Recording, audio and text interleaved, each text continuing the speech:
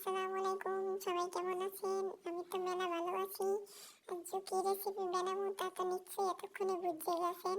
তো কথা না বাড়াইয়ে চলেন রেসিপিতে চলে যাই।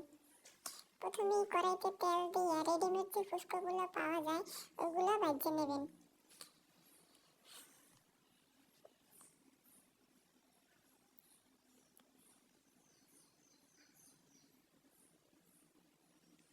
ফুচকাগুলো ভাজা হয়ে গেলে উঠিয়ে রাখবেন।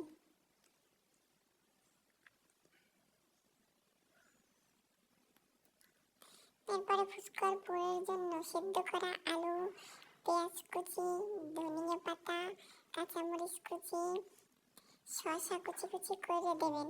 এরপরে কিছু মশলা অ্যাড করবেন। ডিম দিতে বলবেন না, ডিম ছাড়া কিন্তু মজা লাগবে না।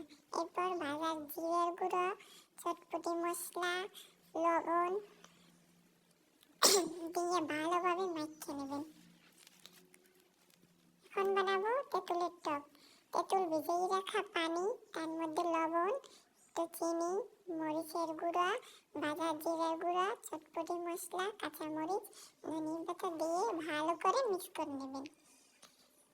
শেষে একটু লেবু দিয়ে দেবেন, তাহলে স্বাদটা আরো বেড়ে যাবে।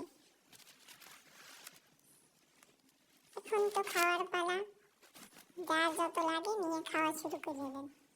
রেসিপি ভালো লাগলে লাইক